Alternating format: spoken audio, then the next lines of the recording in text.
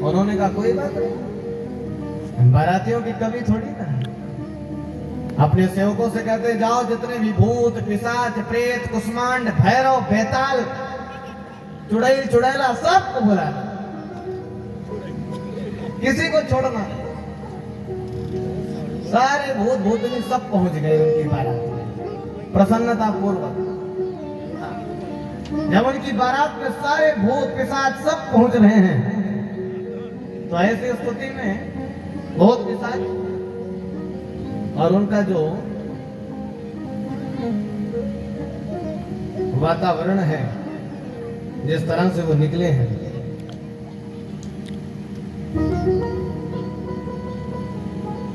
वो सारे के सारे आज अत्यंत प्रसन्नता पूर्वक भोलेनाथ की बारात में जा रहे हैं। बड़े प्रसन्न भोलेनाथ के बाराती बन करके निकले हैं।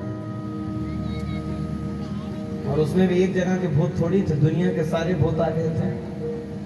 चाहे वो भारत देश के कोने कोने की बात की जाए, उत्तर प्रदेश वाले भी भूत रहे होंगे, बिहार वाले भी रहे होंगे, राजस्थान वाले भी रहे होंगे, बंगाल वाले भी रहेंगे। उत्तर प्रदेश वाले दौड़े दौड़े आए, चलो हो चलो भोलेनाथ के ब्याह है आज। बिहार वाले भी अपनी भाषा में बोल रहे होंगे, बंगाल वाले भी बोल रहे होंगे, चाइना वाले भी भूत आ गए होंगे चैंग चिम चम करते हुए, सब लोग पहुंचे होंगे अपनी अपनी भाषा में, सब चिल्ला रहे होंगे। क्योंकि बोले कहाँ भूत शांत रहने वाले, उत्पात करने ये जाएं और शांति से जाएं, असंभव है। भूत पिशाच भी गए और शांति से, असंभव है कि नहीं। सारे भूत पिशाचों की लाइन। और ऐसा वर्णन आता है कि जब भोलेनाथ की बारात निकली है तो सब के सब पूरी दुनिया वाले उनकी बारात को देखते हैं। हाँ, बड़ी प्यारी पंक्ति है, जैसे ने क्या खूब लिखा है, चली भोला की बरातिया हिमाचल नगरी, चली भोला की बरातिया हिमाचल नगरी, चली भोला की बरातिया हिमाचल नगरी, चली भोला की बरातिया हिमाचल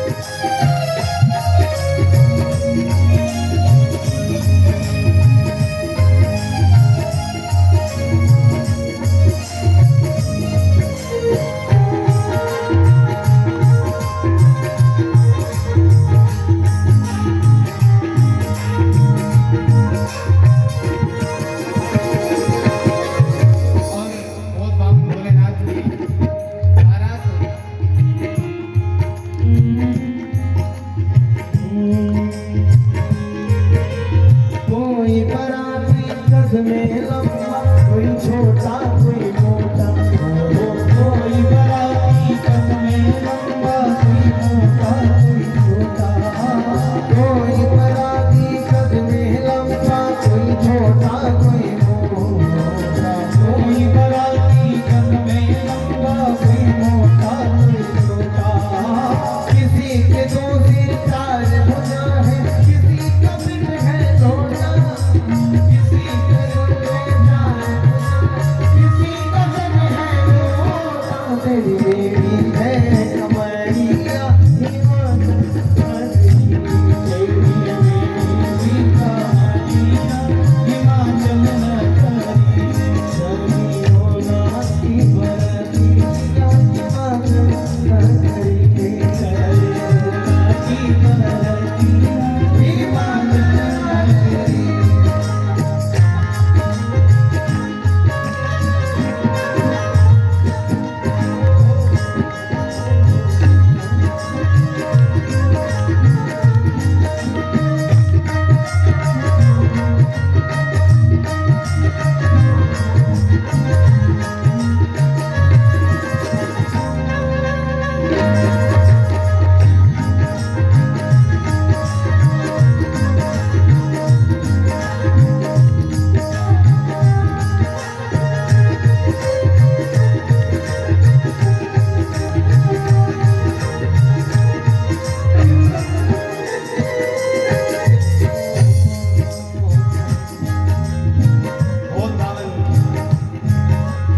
भोलेनाथ की बारात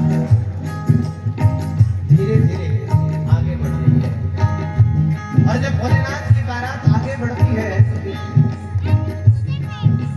भोलेनाथ जब प्रस्थान करते हैं हिमाचल राज्य की तरफ, हिमालय की तरफ, तो वहां पर जैसे ही पहुंचे, वहां पर प्रवेश करते ही, वहां पर पहुंचते ही जनवासी की तरफ जब प्रस्थान करते हैं, तो जनवासी में स्वागत के लिए कुछ स्वागताकांक्षी लोग खड़े थे।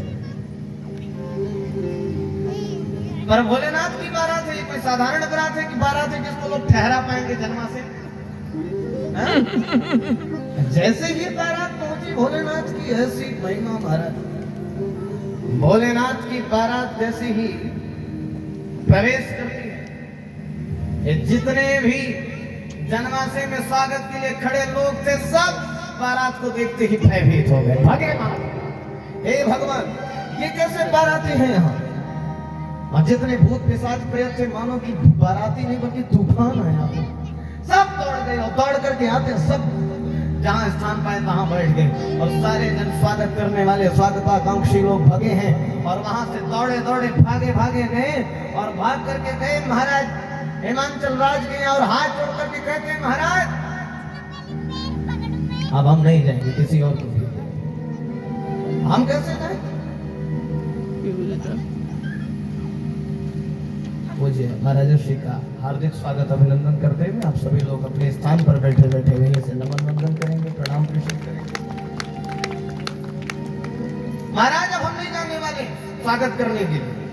लोगों ने कहा स्वागत करने के लिए आप क्यों नहीं जाएंगे? हिमाचल राज ने कहा क्यों नहीं जाएंगे? बोले बिल्कुल नहीं जाएंगे। कारण क्या है ना जाने का? बोले कारण ये है कि महाराज अगर हम वहां पर जाते हैं और वहां पर पहुंचते हैं तो अब शायद दोबारा लौट कर नहीं आता, किसी और को भेज दो।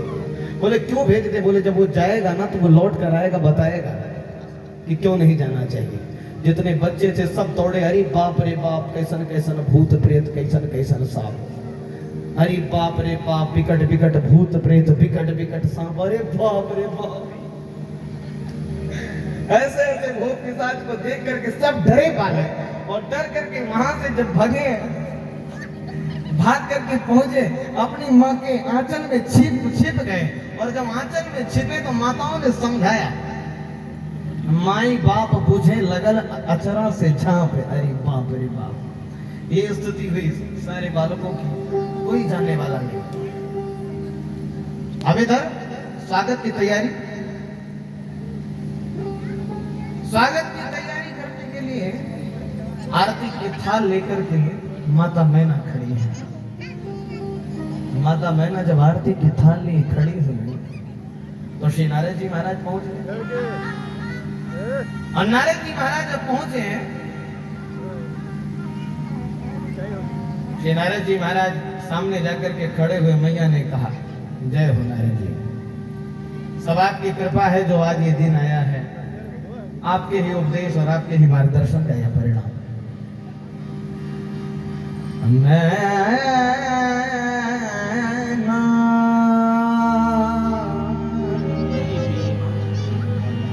सुबह आरती सवारी, संग सुमंगल गावहि नारी, संग सुमंगल गावहि नारी, संग सुमंगल गावहि नारी, संग सुमंगल गावहि नारी। मैना सुधर आरती सवारी, मैना सुधर आरती सवारी, संग सुमंगल गावहि नारी, संग सुमंगल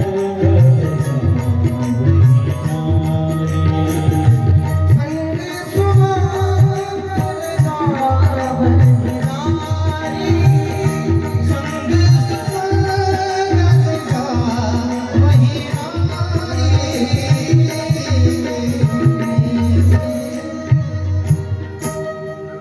मैना शुभ आरती सवारी, संग सुमंगल गावहि नारी। मैना में आरती की थाल लेकर के खड़ी हुई, और जैसे ही वहां पर इंद्र का आगमन हुआ अपने परिकरों के साथ, मैना मैया ने कहा कि यही है क्या? नारद जी ने कहा नहीं नहीं, ये तो झाड़ू पोछा लगाने वाले हैं, साफ सफाई करने वाले नौकर चाकर हैं। मैना मैया ने कहा ये जिसके यहाँ नौकर इतने ठाट बाट से रहते हैं वो इतने सुंदर हो, वो दूल्हा कैसा होगा? जय नारद जी, सब आपकी कृपा है, सब आपकी दया है, ये आपकी कृपा से ही सब संभव हो पा रहा है। नारद जी ने कहा, माता जी ये तो दूल्हे को पाने के बाद भी कहती रहो तब माने, अभी तो कही लो। दूल्हे को पाने के बाद भी ये बात आप कहती रहे तब समझे हम, अभी कैसे माने? उसी समय भगवान विष्णु का आगमन हुआ। भगवान विष्णु के आगमन होती मैया ने कहा बिल्कुल यही दूल्हा होगा, इसमें कोई संशय नहीं है। मुझे लगता है यही दूल्हा है। यही है क्या? नारद जी ने कहा नहीं, ये दूल्हा नहीं, तो मित्र है उनके। जो दूल्हा है आपके दामाद जी, उनके मित्र हैं। जिनके मित्र इतने सुंदर हैं वो कितने सुंदर होंगे। नारद जी ने कहा हाँ बिल्कुल। मैना मैया ने कहा सब आपकी कृपा है नारद जी, ये किसी और की दया नहीं है जो आज सब संभव हो रहा है। नारद जी ने कहा माता जी ये तो दूल्हे को पाने के बाद भी कहती रहो तब माने, अभी कैसे मानने हो? आप आ रही है दूल्हे के आने की। नारद जी ने कहा अब रहना ठीक नहीं है, दूल्हे के आने का समय हो गया, यहाँ रहना ठीक नहीं है। माता जी हमारे भी बड़े जान पहचान के लोग आए हैं, हम भी स्वागत में निकलते हैं। काम करो आप स्वागत करो दूल्हे का, क्या कर हम चलते हैं। नारद जी महाराज वहां से प्रस्थान करके अब भोलेनाथ की बात आती है। भोलेनाथ आए तो पहले तो भोलेनाथ उल्टा बैठे हैं, तो पंडितों ने कहा, आचार्यों ने कहा कि पहले बैल की ही नंदी की ही पूजा कर दी थी। अब नंदी की पूजा होने लगी तो भोलेनाथ प्रसन्न हो गए, कम से कम हमारे उल्टा बैठने से नंदी का तो सम्मान बढ़ा, पहले इसकी पूजा हो गई। अब उल्टा हुए, और जैसे ही उल्टा हुए महाराज, उल्टा होते ही मैना मैया के हाथ में आरती के थाल और उसमें दीपक की लो देखते ही सांप ने मारी फुफकार। मैना मैया ने आरती के थाल को वहीं फेंका और भागी, सब भागी। आरती के थाल कला सब फेंक करके भागी मैना। बारातियों ने कहा भोलेनाथ हो गया अपमान, अब विवाह नहीं होने वाला, लौट चलो। भोले बाबा ने कहा ये हमारी ससुराल है या तुम्हारी? कहां से अपमान तुम्हें दिखाई पड़ गया? अरे महाराज आरती की थाल फेंक दी गई, लोटा कलश फेंक दिया गया, जल फेंक दिया गया, और आप कहते हैं अपमान नहीं हुआ। अपमान नहीं तो क्या हुआ? भोले बाबा ने कहा अपमान क्या हुआ? सम्मान बढ़ाया है मेरी सासू माँ ने मेरा, मेरे श्रृंगार का सम्मान बढ़ाया। कैसे? मेरी सासू माँ ने इस आरती की थाल को इसलिए फेंका है कि आरती उसे क्या दिखानी जिसके मस्तक पर स्वयं चंद्रमा विराजमान हो, इसलिए आरती की थाल फेंका। लोटे का कलश क्यों फेंका? बोले जिसके सर में स्वयं गंगा जी विराजमान हो उसे लोटे का कलश क्या चढ़ाना, क्या दिखाना, क्या परचना। और सुनो, देश देश की अलग अलग रीति, अलग अलग रिवाज, अलग अलग नियम है। कोई जरूरी थोड़ी नहीं तो बखरिया का नियम हो वही रमुआपुर में भी नियम चले, रमुआपुर में कोई नया नियम चालू कर दिया जाए, बदल जाए। यही स्थिति हुई। हर जगह का अलग अलग नियम है। हमको लगता है कि हमारे ससुराल का यही नियम है। हो सकता है दूल्हे का स्वागत यहाँ ऐसे ही आरती की थाल फेंक करके और लोटा कलश फेंक के किया जाता हो, तो ऐसे ही कर दिया गया स्वागत हमारा। हमें तो देखो, हमें तो कोई बदनामी नहीं लगती, तुम्हें लगती है तो लौट जाओ। मैना मैया आई है और आकर के आज पार्वती महारानी के पास बैठ करके अपनी बिटिया को पकड़ करके कहती है कि ये नारद साधु, अरे इसे परिवार का दुख क्या पता? मेरी बेटी के लिए ऐसा दूल्हा ढूंढने के लिए, इसी दूल्हे को पाने के लिए इतनी तपस्या करवाई है, एकदम पागल। इतना सब कह रही थी, आज सप्तर्षि आए, श्री नारद जी महाराज आए और आकर के समझाते हैं। नारद जी ने कहा माँ हमने तो पहले ही कह दिया था कि यद्यपिवर अनेक जग माही, यद्यपि अनेक जग माही, यही काशी बात जी दूसर ना, यही काशी बात जी दूसर नाही, यही काशी बात जी दूसर नाही,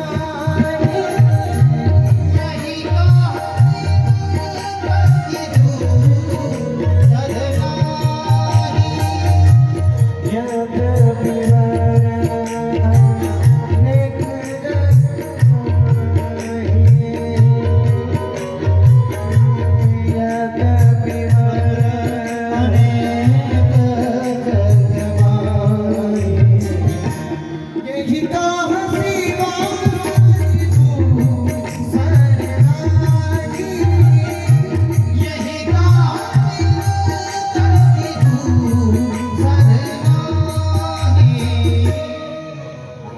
यद्यपि वर अनेक जग माही, यही कहा शिव तजी दूसर नहीं। यद्यपि दूल्हे तो बहुत हैं, पर इनके लिए शिव के अलावा कोई नहीं है, यही कहा शिव तजी दूसर नहीं। पूरी बात बताते हैं कि ये वही पार्वती, ये वही सती हैं जो आज पार्वती बन करके आई हैं, जिनको भोलेनाथ ने स्वयं तजा था, वही है। अच्छा, आज सारी बात समझ में आई। विवाह के लिए तैयार होती है। आज भगवान का विवाहोत्सव कार्यक्रम का तृतीय दिवस है और विवाहोत्सव के इस पावन मेला में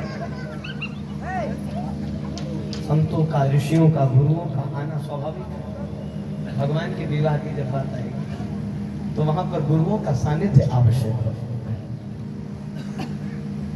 तो आज भगवान के विवाह महामहोत्सव के इस पावन उपलक्ष्य में मुझे महाराज श्री का आगमन हुआ है।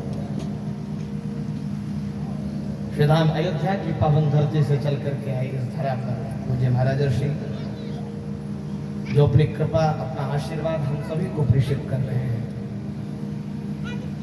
और सौभाग्य का विषय होता है जब हमें संत का सानिध्य प्राप्त होता है, वहीं से हमें ऊर्जा प्राप्त होती है और हम कोई भी कार्य कर पाते हैं। तो संतों और गुरुओं की कृपा हमारे जीवन में बनी रहे, इसीलिए यज्ञ, और यज्ञ की सफलता भी गुरुओं के सानिध्य से, संतों के सानिध्य से होती है।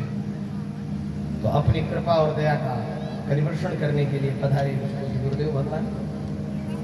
हम सभी लोग विवाह उत्सव की बेला में प्रवेश करें, विवाह करावें बोध भावन भोलेनाथ का। उसके पहले पूज्य महाराज श्री का आशीर्वचन प्राप्त करेंगे, आशीर्वाद प्राप्त करेंगे, फिर आगे की पावन कथा में, विवाह उत्सव की पावन कथा में प्रवेश करेंगे और उत्सव मनाएंगे। बोलिए भक्तवत्सल भगवान की, श्री सद्गुरुदेव भगवान की। एक बार सभी लोग प्रेम से बोलेंगे जय श्री राम। क्या बोलेंगे? जय श्री राम।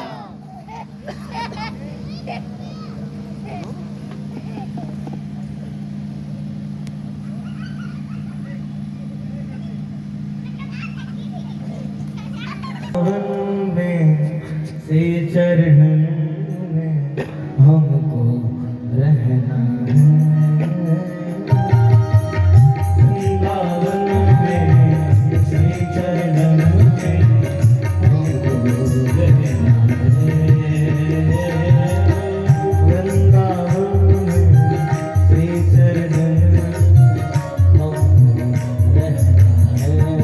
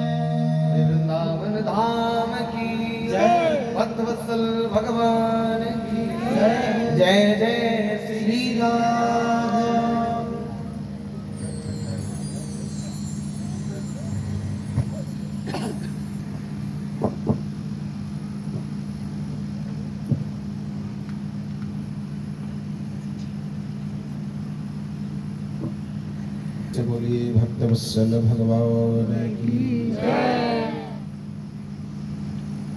जितनी ताकत हमने लगाई उतनी ही ताकत आप लोगों ने भी लगाई। और इससे ज्यादा ताकत लगाना उचित भी नहीं है आज के समय में, क्योंकि आज केमिकल के खान पान में और इस सैटेलाइट के रेडिएशन में जो मेरा जीवन चल रहा है, इससे ज्यादा ताकत लग जाएगी तो किसी को अटैक भी आ सकता है। लेकिन फिर भी हमारे यहाँ संतों का ऐसा मानना है, आचार्यों का ऐसा मानना है, जब कहीं धर्म का मंच लगा हो, जब कहीं अध्यात्म का मंच लगा हो, जब कहीं धर्माचार्य सामने उपस्थित हो, अध्यात्म की बात हो, राष्ट्र की बात हो, तो अपनी आवाज बुलंद करना चाहिए। हर जगह संकीर्णता चल सकती है, पर अध्यात्म के मंच के समक्ष, अध्यात्म के मंडप में बैठकर कंजूसी करेंगे, संकीर्णता करेंगे, उसका दुष्परिणाम ठीक नहीं होगा। क्योंकि आप जानते हैं, जब जब हमने धर्म के साथ कंजूसी की, हमने धर्म के साथ कृपणता किया, हमने अपने आप को दबाया, हमने आप को संकुचित किया, तब तब हम गुलामी की जंजीरों में जकड़े गए। लगभग 8 शताब्दियों तक हमको मुगलों ने रौंदा और 200 वर्षों तक इन गोरे अंग्रेजों ने रौंदा। हमारी आत्मा सनातन होते हुए, पुरातन होते हुए, पर मृत प्राय हो चुकी। इसलिए मेरे गुरु वशिष्ठ की पावन धरा के सम्माननीय महनीय लोगों, जब धर्म की बात हो, अध्यात्म की बात हो, अपनी पूरी ऊर्जा, पूरी ताकत लगाकर भगवान के नाम का, राष्ट्र के नाम का जय घोष करना चाहिए। इससे ऊर्जा में अभिवृद्धि होती है। इसलिए प्रेम से एक बार बोल दो, फिर मैं अपनी बात रखूं, फिर कथा सुनिए अमन जी की, और भगवान शंकर के विवाह का आनंद हम लोग लेंगे। प्रेम से बोले यज्ञ नारायण भगवान की जय। दोनों हाथ ऊपर उठाकर बुलंद जी। एक बात बताऊं आपसे, आपको शायद पता नहीं, अमन जी ने बताया कि नहीं बताया, हमारी जन्मभूमि तो उत्तर प्रदेश ही है, पर मेरी कर्मभूमि राजस्थान रही, और राजस्थान में मेवाड़, वो जहाँ से इनके जो पहले दिन आए थे ना, गिरजा शंकर शर्मा जी, जिन्होंने 5,51,000 की घोषणा की थी, वो मेवाड़ की मिट्टी बोली थी। बाकी बड़े बड़े नेता यहाँ थे, बहुत सारे लोग थे, लेकिन मेवाड़ की मिट्टी अपने आप को दबा नहीं पाई। दूर प्रदेश से आकर के और बस्ती में अपनी कीर्ति ध्वजा फहरा कर चला गया। जानते हो उस मिट्टी की उर्वरा शक्ति क्या है? उस मिट्टी की पहचान, मेवाड़ की पहचान क्या है? मेवाड़ की पहचान लोग महाराणा प्रताप से, महाराणा सांगा से देते हैं। उनसे बात नहीं करूंगा। महाराणा प्रताप का एक घोड़ा था जिससे चलते थे, जो उनका साथी था, नाम आप लोगों ने सुना होगा, प्राइमरी में पढ़ा होगा, रणबीच चौकड़ी भर भर कर चेतक बन गया।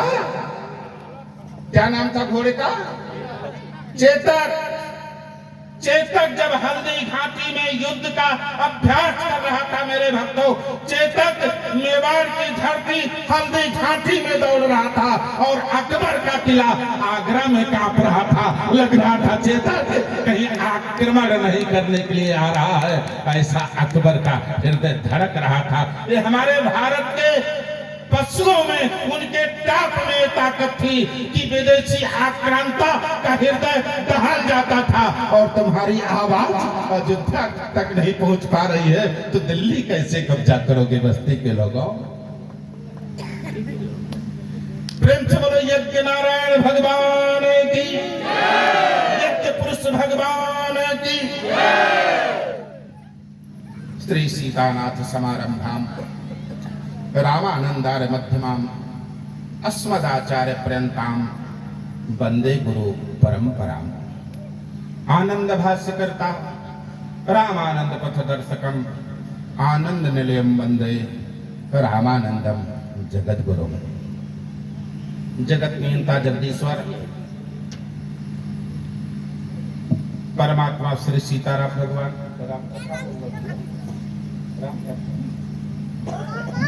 परमात्मा श्री सीताराम भगवान श्री सीताराम भगवान की वांग में प्रतिमूर्ति श्रीमद रामचरितमानस रामायण जी महाराज सनातन धर्म के सर्वोच्च मंच पर बैठकर द्वितीय चांद की तरह सुशोभित हो रहे और भगवान आदित्य की तरह प्रकाशमान अपने वाणी के द्वारा इस धरती को कर रहे बाल व्यास, जो इसी धरती का अंकुर अभी पौधा बना है। यदि आप सभी का स्नेहिल ममतामयी आशीर्वाद अब सिंचित करता रहा तो मैं इस धरती पर विश्वास दिलाकर जा रहा हूं। इस धरती का निकला हुआ अंकुर जो आज पौधा दिख रहा है, एक दिन भारतवर्ष का विशाल वट वृक्ष बनकर खड़ा होगा।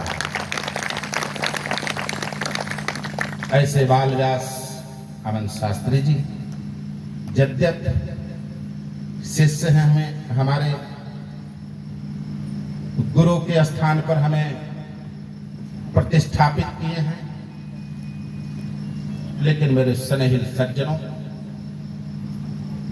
इस समय सनातन धर्म के सर्वोच्च मंच पर विराजमान हमारे सनातन वैदिक धर्म में इससे ऊंचा कोई मंच नहीं है, इससे ऊंची कोई पीठ नहीं है, क्योंकि एक लकड़ी का बना हुआ केवल तखत, केवल चौकी मात्र नहीं है। ये सनातन धर्म के भगवान वाद नारायण भगवान वेद व्यास की व्यास पीठ है।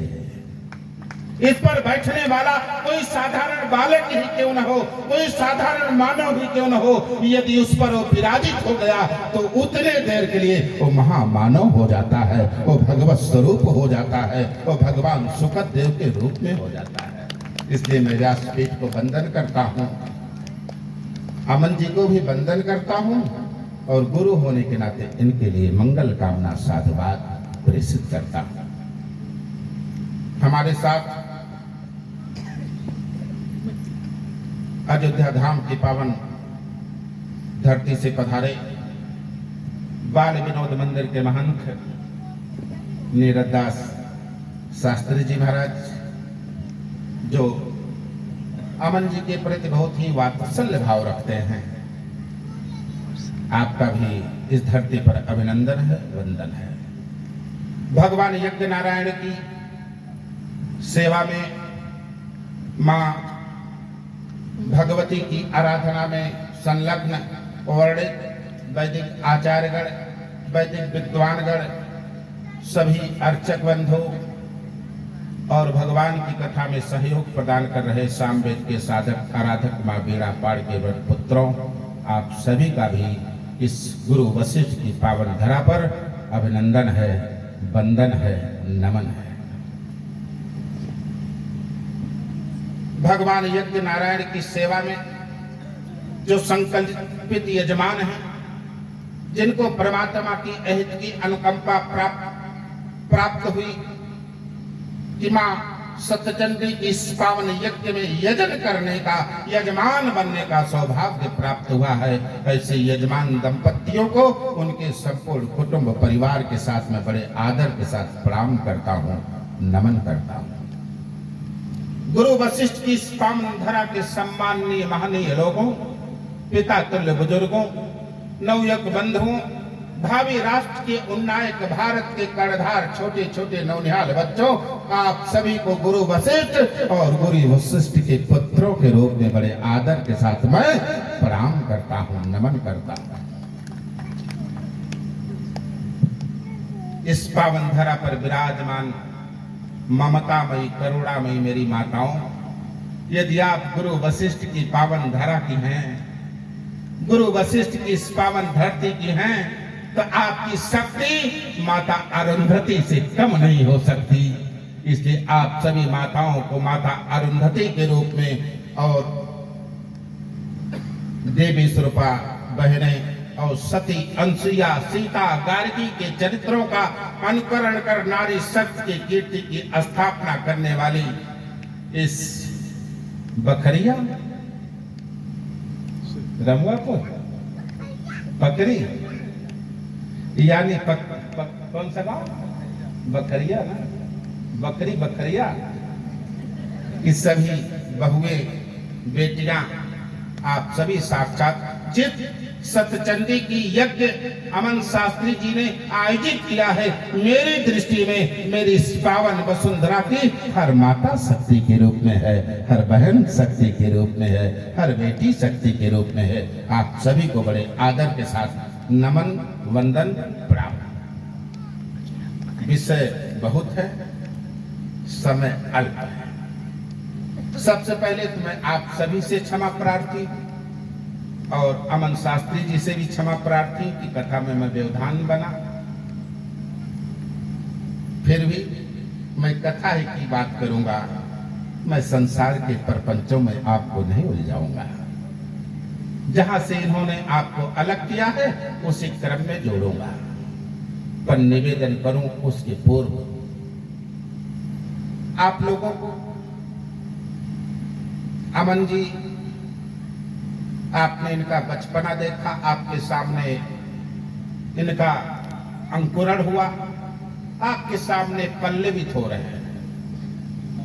क्षमा करना, अभी पुष्पित नहीं हो पाए हैं, अभी ये मात्र पल्लवित हुए हैं, ये पौधा मात्र पल्लवित हुआ है। अभी हमको और आपको पूरी ताकत लगाकर, अपनी शुभकामना लगाकर, अपना आशीर्वाद लगाकर, अपनी ऊर्जा लगाकर इस पल्लवित हो रहे पौधे को पुष्पित करना है और फलित करना है कि इसका फल संसार के लिए कल्याणकारी हो। इन्होंने मुझसे कहा कि महाराज जी कथा आप करिए। गुरुकुलम का शिलान्यास सनातनी वैदिक गुरुकुलम का शिलान्यास कार्यक्रम रखा हूं। परिश्रम बहुत पड़ रहा महाराज जी, भाग दौड़ बहुत पड़ रही है, इसलिए आप कथा कर लेंगे, हमको आसानी होगी। हमने कहा बेटा तुम कथा से क्यों बच रहे हो? इन्होंने कहा मेरी जन्मभूमि है, मेरा गांव है, आप जानते नहीं हैं, लोग उतना महत्व नहीं देंगे। हमने कहा जो अगर वो महत्व नहीं देंगे तो अज्ञानी लोग हैं तुम्हारे गांव के, ना समझ लोग हैं तुम्हारे गांव के। ओ गुरु वशिष्ठ की पावन धरती पर जन्म ले लिए, पर उनसे रक्त का, उनसे औरत का कोई संबंध नहीं है। अगर वो तुम्हारे गांव के लोग तुम्हारा मूल्यांकन नहीं कर सकते, इस संकोच में पड़ गए, भावुक हो गए। हमने कहा बेटा भावुक होने की जरूरत नहीं है, भगवान श्री राम की कथा लिखी गई। सबसे पहले इस धरती पर अगर लेखनी चलाई गई, कागज के पन्ने पर कुछ लिखा गया तो भगवान श्री राम का चरित्र लिखा गया वाल्मीकि रामायण के माध्यम से। और मेरे भक्तों, उस कथा को सबसे पहले अमन जैसे दो बालकों ने लौह कुश ने सुनाया और अपनी जन्मभूमि, अपने गांव अयोध्या में आकर, और किसी और को नहीं, अपने पिता अयोध्या के चक्रवर्ती सम्राट महाराजाधिराज श्री राम को यजमान बना करके कथा सुनाया। राम कथा की शुरुआत अपने परिवार से होती है, अपने गांव से होती है, अपनी धरती से होती है। जब तक अपने घर में, अपने परिवार में, अपने गांव में हम राम का चरित्र नहीं लागू कर पाएंगे, नहीं ला पाएंगे, हम समाज को क्या उपदेश देंगे? हमने कहा बेटा तुम करो। और कथा तो बालकों ने ही सुनाई है। सबसे पहली राम कथा लवकुश जैसे दो नन्हे बालकों ने सुनाई, भगवान राम को सुना करके कृतार्थ कर दिया। और सबसे पहले बालक सुखदेव ने भागवत कथा सुनाकर राजा परीक्षित को मोक्ष प्रदान कर दिया। इसलिए मेरे भक्तों, आपका विश्वास, आपकी श्रद्धा में कोई कमी ना आने पावे, क्योंकि अमन